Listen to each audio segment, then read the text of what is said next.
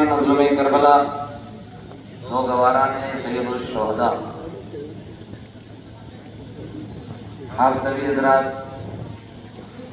امام کا چہلم منانے کے لیے مجید میں ارشاد فرما رہا ہے، ہرگز ہرگز تم انہیں مردہ گمان نہ کرنا، بلکہ وہ زندہ ہے اور اپنے پروردگار عالم کی جانب سے رزق پاتے ہیں۔ رزق زندوں میں تقسیم کیا جاتا ہے، مردوں میں نہیں۔ پروردگار عالم نے لفظ رزق استعمال کر کے یہ بتایا کہ رزق زندوں میں تقسیم ہوتا ہے۔ اب وہ زندگی دو طرح کی ہوتی ہے، ایک زندگی وقتی ہوتی ہے اور ایک زندگی دائمی ہوتی ہے۔ ہماری اور آپ کی زندگی کا کوئی بھروسہ نہیں ہے۔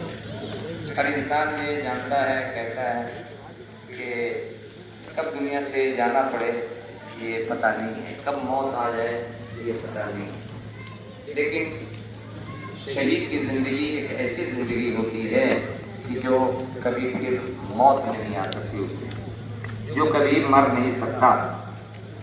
عزیزو،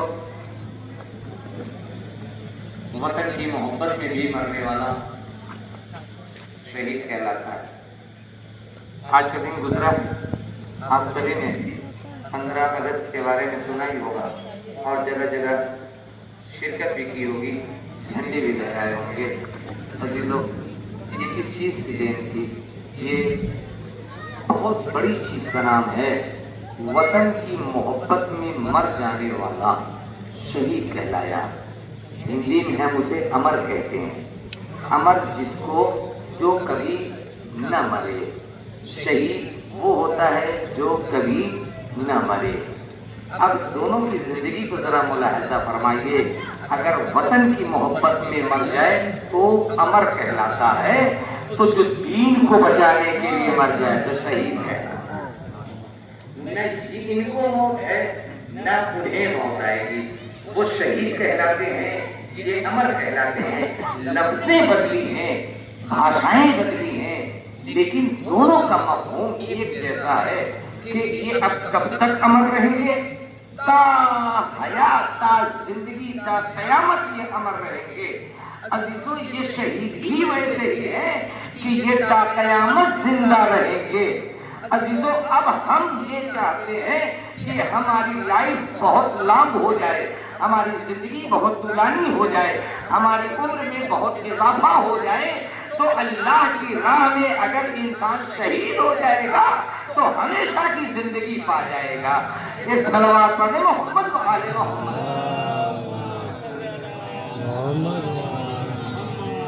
عزیزو، محسوس کیجیے کہ جگہ جگہ جلوس میں نکالا گیا، نعرے بھی لگائے گئے، شہیدوں کو یاد کیا گیا۔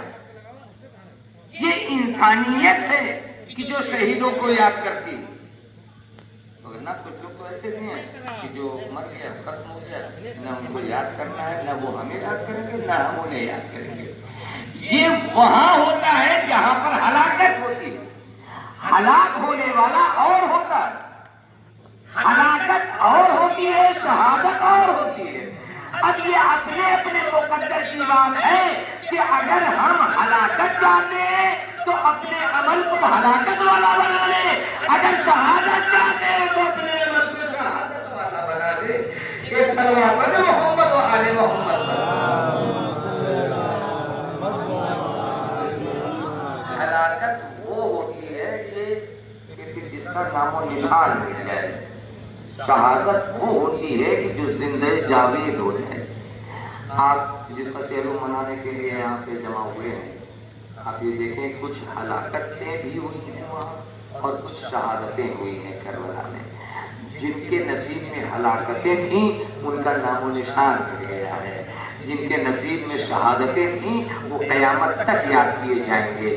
عزیزو، پوری دنیا یاد کرنے پر مجبور ہے، یہ صرف کسی ایک خاص طبقے سے خاص نہیں ہے، پوری دنیا انسانیت کے اس داتا کو یاد کرتی ہے جنہوں نے اپنا سر تو کٹوانا پسند کیا لیکن ظلم ظلم کے آگے سر جھکانا پسند نہیں کیا۔ پیغام حسینی میں سب سے بڑا مقصد جو ہے وہ یہ ہے کہ باطل کے آگے سر نہیں جھکائیں گے، سچ کا دامن اپنے ہاتھوں سے نہیں چھوڑیں گے، سچائی کے راستے پر، اللہ کے بتائے ہوئے راستے پر چلتے رہیں گے اور ظلم کے آگے کبھی اپنے سر کو نہیں جھکائیں گے۔ یہ امام حسین علیہ السلام نے پیغام دیا، یہ پیغام کب تک چلتا رہے گا؟ سن 61 ہجری، سن 60 ہجری میں یہ پیغام جو نشر ہوا تو فضا اپنے دوست پر لیے ہوئے آج تک ٹہل رہی ہے اور قیامت تک ٹہلتی رہے گی۔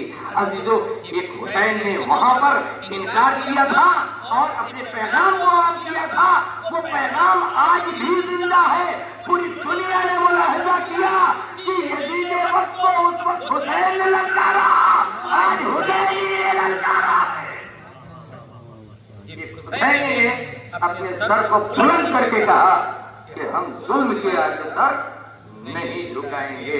یہ کب تک رہے گا؟ قیامت تک رہے گا، جب تک کہ انسان کے دلوں میں حسینیت حلول کرتی رہے گی، تب تک کہ کبھی کوئی حسینی یزید کے سامنے بیعت نہیں کرے گا، اس کے آگے سر نہیں جھکائے گا۔ یہ ایک سیمبل دیا کہ دیکھو امام حسین علیہ السلام کے بتائے ہوئے راستے پر چلنے کا طریقہ کیا ہے۔ اگر فتح مندی چاہتے ہو، کامیابی چاہتے ہو، ہمیشہ کے لیے زندہ رہنا چاہتے ہو تو امام حسین علیہ السلام کے بتائے ہوئے راستے پر چلو۔ آپ دیکھیں کہ نہ جانے کتنے لوگ دشمن، کربلا میں نہ جانے کتنے دشمن تھے،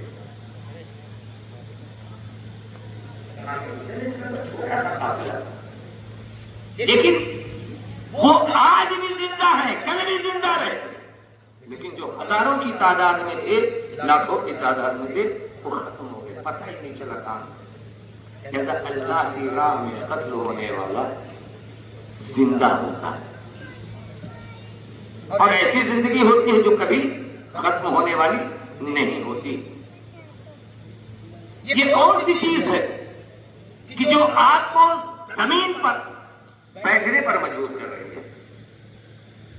یہ کچھ نہیں، یہ والہانہ محبت کا نتیجہ ہے۔ امام حسین علیہ السلام سے ہم کتنی محبت کرتے ہیں، مگر نا رات میں زمین پر ایسے بیٹھنا کوئی معمولی بات نہیں ہے، یہ ہر کسی کے نصیب میں بھی نہیں ہوتا۔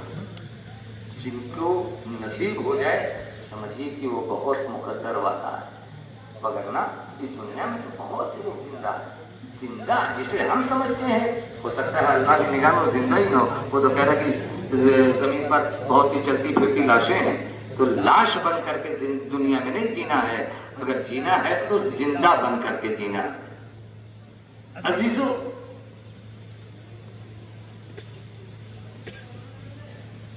پوری دنیا میں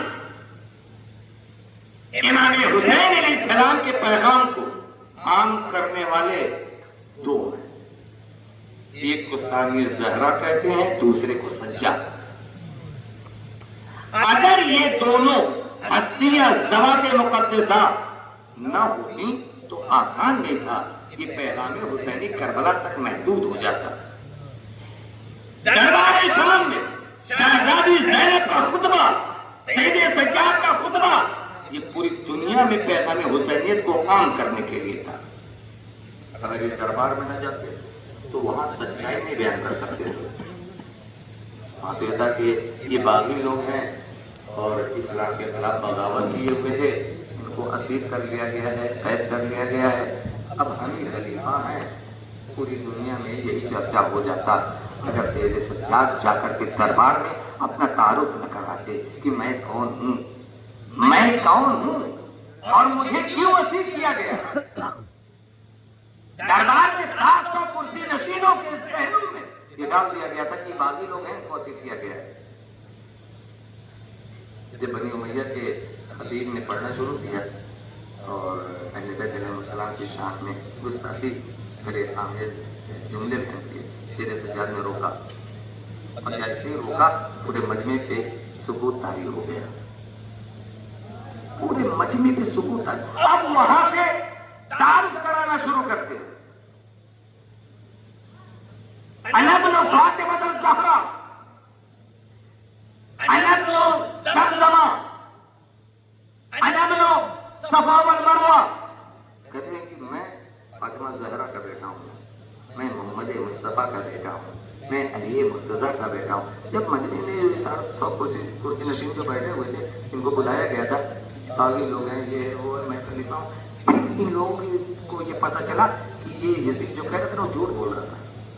अगर इनकी बातों में सच्चाई न होती तो यजीद इन्हें बोलने ही नहीं देता और रोक देता कि नहीं, जो तुम कह रहे हो गलत कह रहे हो, जो तुम कह रहे हो सही नहीं कह रहे हो। कुछ खामोशी बता रही थी कि जो ये बोल रहे हैं वही हक और सच है। ये पैगाम हुसैनी और हुसैनियत को आम करने का जिम्मा ये सैयद सज्जाद ने जो उठाया, दरबार में हाथों में हथकड़ी पैरों में बेड़ी है, असीरी के आलम में जालिम की आंखों में आंखें डाल करके ये ऐलान कर रहे हैं कि हम हुसैन वाले हैं, हम ही पैगाम हुसैनी को आबाद करने वाले हैं। सलवात मोहम्मद आले मोहम्मद, हम ही सुन्नते मोहम्मद मुस्तफा है। जब लोगों को पता चला कि हंगामा सा खड़ा हो गया, तो वरना एक तहरीर हाकिम के सामने इतनी गिरी से गुफ्तगू नहीं कर सकता अगर वो अपने दावे में सच्चा न हो। सैयद सज्जाद ने ये बताया कि मैं सच के साथ हूँ, मेरे साथ जुल्म हुआ है, मैं कौन हूँ जो आप लोगों को बताया गया वो सही नहीं है। लेकिन चूंकि हुकूमत थी, हाकिम था, इनको कैद खाने में डाल दिया। कैद खाने में डाल देना कोई कमाल नहीं है। कमाल तो ये है कि अपने हदफ और मकसद पर कायम रहना। ऐसे आलम कि जब भूख और प्यास, असीरी का आलम, हाथों में हथकड़ी पैरों में बेड़ी हो, उस वक्त अपने आप को, अपने ईमान को बचाना बड़ा सख्त। लेकिन अहले हरम ने कैसे बचाया? सब कुछ कुर्बान कर दिया, लेकिन अपने मिशन से कभी हटे नहीं। और ठीक है, लेकिन जब ये बात सैयद सज्जाद और शहजादी जनाब ज़ैनब सलामुल्लाह अलैहा के खुतबात की बातें जब आम होने लगी, ये जो बुलाए गए थे ना 700 कुर्सी नशीन में बैठे हुए थे लिखने के लिए कि आज से ये खलीफा होंगे, ये बाकी है, फला, ये आम हो जाएगी। जब आम, वो तो सोचता था कि आम हो जाएगी, मेरा परचम बुलंद हो जाएगा।